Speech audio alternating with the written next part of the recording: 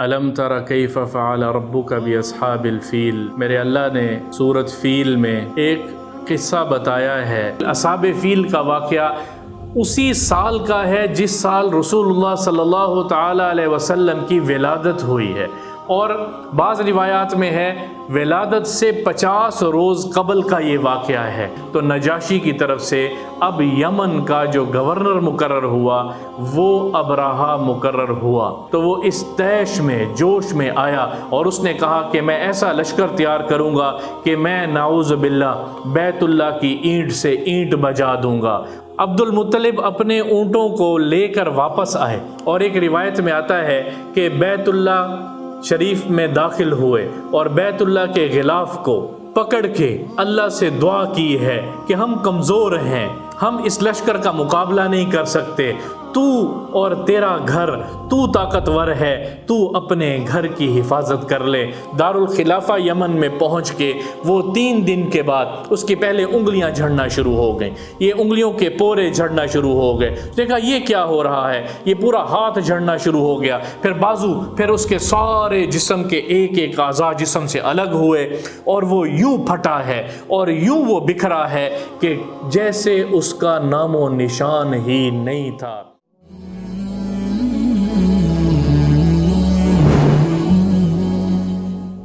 الحمد لولیہ والصلاة والسلام علی نبیہ اما بعد۔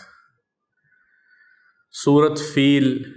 الم تر کیف فعل ربک باصحاب الفیل، میرے اللہ نے سورۃ فیل میں ایک قصہ بتایا ہے، ایک واقعہ بتایا ہے، اس کا پس منظر ہے وہ آپ کے سامنے رکھیں، پھر اس کی تھوڑی سی تشریح بیان کریں گے۔ یمن میں حمیر ایک قوم تھی، اس کا قبضہ تھا، اور ان کا ایک بادشاہ تھا ذو النواس، بہت ظالم بادشاہ تھا۔ اس زمانے میں وہ جو حق پہ عیسائی مذہب تھا ان پر بڑا تشدد کیا کرتا تھا۔ رسول اللہ صلی اللہ تعالی علیہ وسلم کی بعثت سے پہلے، آپ صلی اللہ تعالی علیہ وسلم کی ولادت باسعادت سے پہلے کا یہ پس منظر بتا رہا۔ تو وہ ذو النواس ان پہ ظلم کرتا تھا، اور ان کو مارتا، ان کو قتل کرتا، ان پہ ظلم کرتا۔ تو کچھ لوگ وہاں سے بھاگ کے ملک روم، ملک شام کے بادشاہ کے پاس بھاگ کے گئے پناہ کے لیے، اور ساری داستان بتائی کہ ذو النواس ہمارے پہ اس طرح سے ظلم کرتا ہے اور ہماری مدد کیجئے، اور اس کے خلاف ہمارے ساتھ مل کے اس کے خلاف اعلان جنگ کریں۔ ملک روم نے پیغام بھیجا نجاشی بادشاہ کے پاس، حبشہ کا وہ بادشاہ تھا، کہ تم ذو النواس کے خلاف جنگ کرو اور ان لوگوں کو اس کے ظلم و ستم سے بچاؤ۔ اور اس نے 2 لوگوں کے سربرستی میں، ارباط اور ابرہہ، یہ 2 کمانڈر بھیجے، اور ان کی سرپرستی میں کمانڈر سرپرست تھے، اس کے لیڈر تھے، اور ان کی سرپرستی میں ایک لشکر تیار ہوا جس نے ذو النواس سے آ کے لڑائی کی۔ وہ ایسا ظالم بادشاہ تھا۔ اس سے پہلے جو اصحاب اخدود کا ایک واقعہ آتا ہے، وہ خندقوں میں خندقیں کھدوا کے اس میں آگ لگا کے اور 20,000 لوگوں کو اس خندق میں وہ جلا دیا کرتا تھا۔ ایک واقعہ ذکر کیا ہے ابن کثیر رحمۃ اللہ علیہ نے، امام قرطبی نے، کہ 20,000 اس وقت کے اہل حق کو خندقوں میں جلا دیا گیا، جو میرے اللہ نے اصحاب اخدود کے نام پر قرآن میں بھی ذکر کیا ہے۔ ابرہہ اور ارباط نے اس کے خلاف جنگ کی، ذو النواس وہاں سے بھاگ نکلا، اس کو شکست ہوئی، اور پھر بعد میں دریا میں ڈوب کے غرق ہو گیا، مر گیا۔ تو یہاں یمن میں نجاشی بادشاہ کی حکومت ہوئی، اور اس کی طرف سے حکمران یہاں کے طے پائے ارباط اور ابرہہ، اور بعد میں ارباط اور ابرہہ دونوں میں لڑائی ہوئی، اور دونوں میں جب لڑائی ہوئی تو ابرہہ کو فتح نصیب ہوئی اور ارباط کو شکست ہوئی۔ تو نجاشی کی طرف سے اب یمن کا جو گورنر مقرر ہوا وہ ابرہہ مقرر ہوا۔ یہاں سے ابرہہ کا لشکر جو مکہ جا رہا ہے، اصحاب فیل، الم تر کیف فعل ربک باصحاب الفیل، یہ یہاں سے اب ابرہہ کے سربراہی میں ایک لشکر کیوں تیار ہوا، پس منظر کیا ہے؟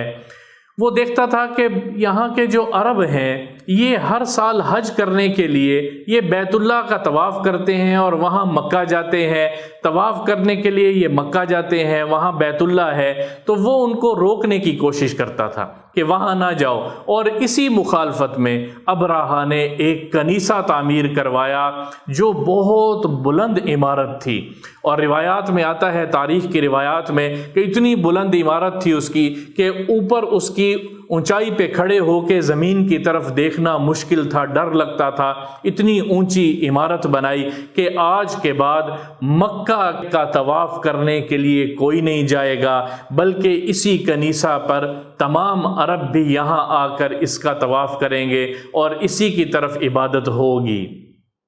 اس پہ عرب قبائل کو جوش آیا اور وہ ابرہہ کے خلاف لڑائی کے لیے کھڑے ہوئے، اور ایک رات ایک ایسا واقعہ پیش آیا کہ ایک قافلہ، عرب قافلہ وہاں قریب آ کے رکا، اور کسی سبب سے وہ بیت اللہ جو اس کا کنیسہ تھا، کنیسہ کو آگ لگ گئی، اور آگ لگانے کا سبب یہ قبیلہ آ کے ٹھہرا، اور جو ابرہہ کے پاس بات پہنچی، جب وہ کنیسہ جلا اور اس کو نقصان ہوا تو اس نے کہا کس نے کیا؟ تو انہوں نے کہا کہ یہ وہ عرب لوگ ہیں جو بیت اللہ کا طواف کرتے ہیں، انہوں نے یہ جان بوجھ کے کیا ہے تاکہ اس کو ختم کیا جائے، اس کنیسے کو تباہ کیا جائے۔ تو وہ اس طیش میں، جوش میں آیا اور اس نے کہا کہ میں ایسا لشکر تیار کروں گا کہ میں نعوذ باللہ بیت اللہ کی اینٹ سے اینٹ بجا دوں گا، اور یہ لشکر تیار ہوا، اور اس کی اجازت اس نے نجاشی بادشاہ سے لی، اس نے اجازت بھی دی، اور اس لشکر کی تیاری میں اس نے اپنے بڑے ہاتھی محمود کو بھیجا جو بڑے جسامت والا تھا، اور اس کے ساتھ 8 اور ہاتھیوں کا لشکر۔ ارادہ یہ تھا کہ یہ ہاتھی بیت اللہ کو گرا دیں گے، یہ ہاتھی بیت اللہ کو بالکل سرے سے نعوذ باللہ مٹا دیں گے، اور میرے اللہ کا ارادہ اور تھا، میرے اللہ کا ارادہ اور تھا۔ وہ کیا ارادہ تھا وہ آگے اس واقعے میں آ کے سامنے آئے گا، وہ میرا اللہ دکھانا چاہتا تھا کہ وہ کیا کرنے لگا ہے۔ ابھی حضور اکرم صلی اللہ تعالیٰ علیہ وسلم کی ولادت نہیں ہوئی، یہ اس سے پہلے کا، بعض روایات میں ہے کہ یہ اصحاب فیل کا واقعہ اسی سال کا ہے جس سال رسول اللہ صلی اللہ تعالیٰ علیہ وسلم کی ولادت ہوئی ہے، اور بعض روایات میں ہے ولادت سے 50 روز قبل کا یہ واقعہ ہے۔ یہ اپنی فوج کو لے کر ابرہہ ہاتھیوں کی فوج اور باقی لشکر کو لے کے ساتھ نکلا ہے، اور سب سے پہلے اس کی رکاوٹ میں ایک عرب قبیلہ ہے۔ عرب قبیلے کا سربراہ ذو نفر نامی ایک شخص ہے، اس نے تمام عربوں کو اکٹھا کیا کہ یہ کیا ہمارے یہ بیت اللہ کو گرانے کے لیے جا رہا ہے، اور مقابلے کے لیے عرب ساتھ اکٹھے ہوئے، اور وہاں ذو نفر کو اور اس قبیلے کو شکست ہوئی ہے۔ اس نے ذو نفر کو قید کر لیا اور اپنے ساتھ رکھا۔ پھر یہاں سے آگے چلا تو حبیب بن نفیل، یہ خثم کا ایک قبیلہ ہے، یہ اس کا سردار تھا، اس نے رکاوٹ ڈالی اور اس نے آ کے مقابلہ کیا، اس کو بھی شکست ہوئی۔ میرے اللہ کو کچھ اور منظور تھا اور وہ پوری دنیا کو دکھانا چاہتا تھا۔ وہ وہاں سے شکست ہوئی اور حبیب بن نفیل کو اپنے ساتھ رکھا اور کہنے لگا کہ اس کو مارتے نہیں ہیں، اس کو اپنے ساتھ اس لیے رکھیں گے کہ آگے کے راستوں کی رہنمائی کرے گا۔ اور پھر آگے چل کے مخمس کے مقام پر پڑاؤ ڈالا، وہاں عرب کے اونٹ چر رہے تھے۔ اس نے ان عرب کے اونٹوں کو، قریش کے اونٹوں کو اکٹھا کر کے اپنے قبضے میں لے لیا اور یہ پیغام بھجوایا کہ بیت اللہ کو خالی کر دو، مکہ کو خالی کر دو، میں تمہارے ساتھ جنگ کرنے نہیں آیا، میں تو تمہارے اس گھر کو، بیت اللہ کو، یہ اس عمارت کو نعوذ باللہ گرانے کے لیے آیا ہوں، میں تم سے لڑائی نہیں کروں گا۔ ان اونٹوں میں 200 اونٹ حضور اکرم صلی اللہ تعالی علیہ وسلم کے دادا عبد المطلب کے 200 اونٹ تھے۔ ان 200 اونٹوں کو جب ان تک پیغام پہنچا تو وہ ان 200 اونٹوں کے لیے بات کرنے کے لیے آئے۔ ابرہہ نے جب ان کو آتے ہوئے دیکھا تو یہ اپنے اونچے تخت پہ کرسی پہ بیٹھا ہوا تھا، جب آتے ہوئے دیکھا اور ان کا جاہ و جلال دیکھا، ان کی صورت سے شکل سے متاثر ہوا، ان کی حیت اور قامت، اور وہ قریش سے تھے، ان کے چہرے کا رعب اور ان کی شخصیت کا رعب پڑھا کہ وہاں سے اپنی کرسی سے اتر کے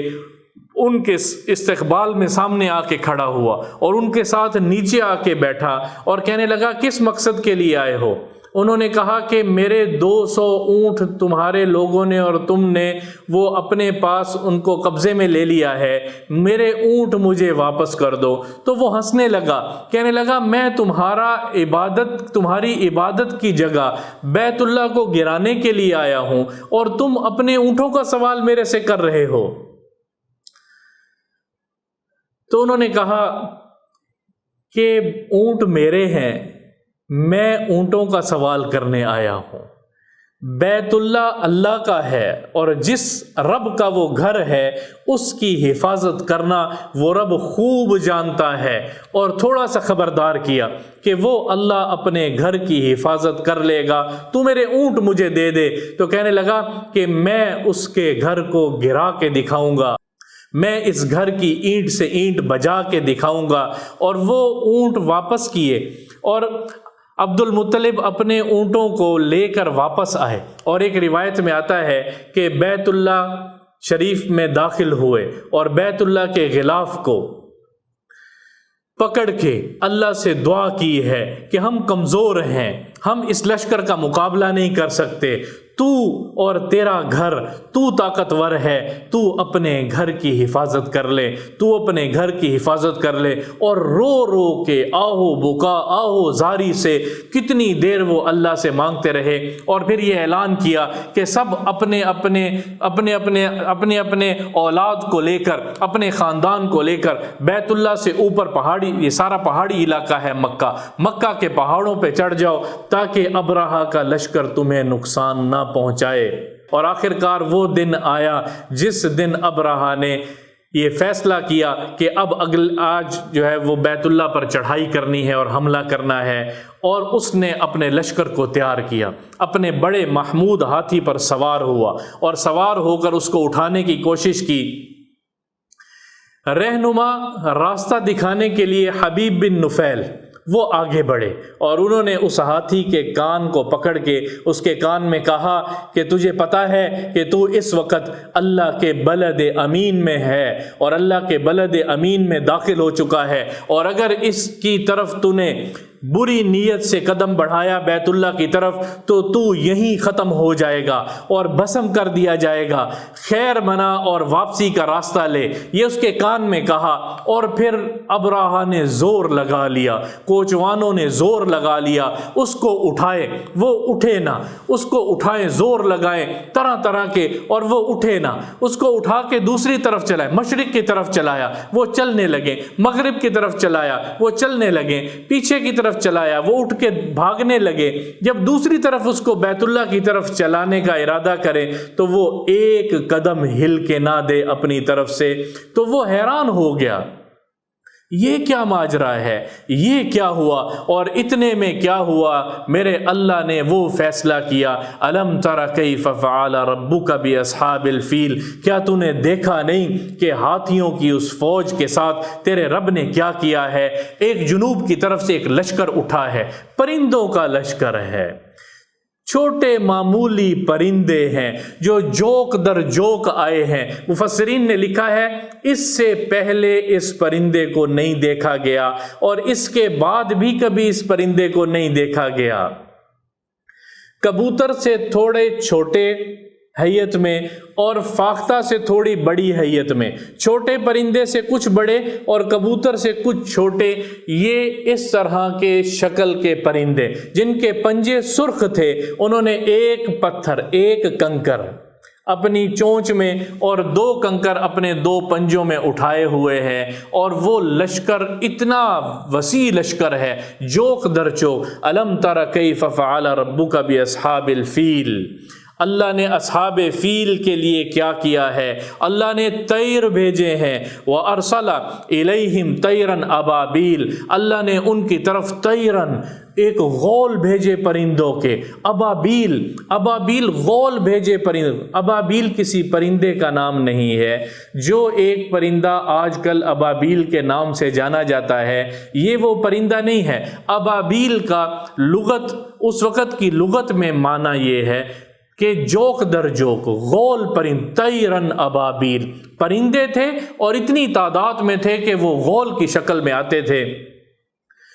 اور اس کنکر کے اوپر، اس چھوٹے پتھر کے اوپر نام لکھا ہوا تھا جس کے سر پہ پڑتا، یہاں وہ پتھر پڑتا تھا، جس کے سر پہ پڑتا تھا تو اس کا سر کا عصف معقول، سر اس کا بھوسا بن کے بکھر جاتا تھا، اس کے پھر جسم کے نیچے آتے ہوئے اس کے جسم کو کاٹتے ہوئے اور جسم کو بھوسا بناتے ہوئے وہ یوں بکھرتے ہوئے، ٹوٹتے ہوئے، کٹتے ہوئے جسم اس طرح بکھر جاتا تھا کہ جیسے وہ کھایا ہوا بھوسا ہوتا ہے، عام بھوسا بھی نہیں، کھایا ہوا بھوسا جو کہ معمولی ہوا سے بھی ہوا میں اڑتا پھرے، اس کی کوئی حیثیت نہیں ہوتی، اللہ نے اس کو کھائے ہوئے بھوسے کی طرح کر دیا۔ سارا لشکر وہیں ہلاک ہوا، ابرہا کو وہاں اللہ نے ہلاک نہیں کیا، میرے اللہ نے عبرت کا نشان بنانا تھا، اس کو پتھر پڑا ہے اور اس کو لے کر واپس یمن پہنچا گیا ہے، اور یمن میں دارالخلافہ یمن میں پہنچ کے وہ 3 دن کے بعد اس کی پہلے انگلیاں جھڑنا شروع ہو گئیں، یہ انگلیوں کے پورے جھڑنا شروع ہو گئے، دیکھا یہ کیا ہو رہا ہے، یہ پورا ہاتھ جھڑنا شروع ہو گیا، پھر بازو، پھر اس کے سارے جسم کے ایک ایک اعضاء جسم سے الگ ہوئے اور وہ یوں پھٹا ہے اور یوں وہ بکھرا ہے کہ جیسے اس کا نام و نشان ہی نہیں تھا۔ الم تر کیف فعل ربک باصحاب الفیل الم یجعل کیدہم فی تضلیل، میرے اللہ نے جو ان کی تدبیر تھی میرے اللہ نے ان کے اوپر لوٹا دی اور ان کو اس طرح ختم کیا جیسے وہ تھے ہی نہیں، جیسے کچھ تھے ہی نہیں۔ اصحاب فیل پر یہ جو عذاب، یہ جو ہاتھیوں پر یہ عذاب مسلط ہوا ہے، اس کے بعد میں کئی فوائد میرے اللہ نے دکھانے تھے۔ اس کے بعد کی صورت بھی بعض مفسرین نے لکھا ہے کہ لِإِيلَافِ قُرَيْشٍ إِيلَافِهِمْ رِحْلَةَ الشِّتَاءِ وَالصَّيْفِ، میرے اللہ نے جو یہ انعام دیا ہے 2 سفر، وہ شتاء میں بھی تجارت کا سفر کرتے تھے، شام و یمن کے شتاء اور صیف میں، گرمی اور سردی میں شام و یمن کے وہ سفر کیا کرتے تھے تجارت کے، وہ ان پر تمام جو ارد گرد کے حکومتیں اور بادشاہت اور قبائل تھے روب قائم کیا میرے اللہ نے، اور میرے اللہ نے یہ نعمت کے طور پہ بتایا کہ اصحاب فیل کے ساتھ جس طرح ہوا ہے یہ بہت بابرکت گھر ہے اور اس گھر کے ماننے والے بہت بابرکت لوگ ہیں۔ قریش پہ میرے اللہ نے اگلی صورت پہ لِإِيلَافِ قُرَيْشٍ، صورت قریش میں میرے اللہ نے بتایا ہے کہ 2 نعمتیں دی ہیں، رحلۃ الشتاء والصیف، 2 سفر کرتے تھے، اب امن کے ساتھ ان 2 سفروں کو کرو، 2 سفروں کو کرو، فَلْيَعْبُدُوا رَبَّ هَذَا الْبَيْتِ، اور اپنے رب کی عبادت کرو اور اپنے رب کے اس گھر کی عبادت کرو جس نے تمہیں نعمتیں دی ہیں۔ عرب کا سارا تجارتی، ساری ان کی معاش کا سارا دار و مدار ان 2 سفروں کے اوپر تھا، جو وہ شام کی طرف کیا کرتے تھے، جو وہ یمن کی طرف کیا کرتے تھے، اور اس تجارتی سفروں سے جو مال حاصل کرتے تھے اس سے وہ عرب اپنا روزگار، قریش اپنا روزگار چلایا کرتے تھے۔ میرے اللہ نے ان 2 صورتوں کو اکٹھا جوڑا ہے، سورت فیل کو اور سورت قریش کو اکٹھا جوڑا ہے، اور بعض مفسرین کہتے ہیں کہ یہ دونوں ایک ہی صورت ہیں، لیکن حضرت عثمان رضی اللہ تعالیٰ عنہ نے اپنے زمانہ خلافت میں سورت فیل کو الگ صورت قرار دیا ہے اور پھر سورت قریش کو الگ صورت قرار دے کے حضرت عثمان رضی اللہ تعالیٰ عنہ کے زمانے میں یہ 2 الگ الگ صورتیں ہیں، اور مصحف عثمانی میں یہ آج 2 الگ الگ صورتیں ہیں اور موجود ہیں، اور اسی پہ ہم اعتماد بھی کرتے ہیں اور اسی کو ہم مانتے ہیں۔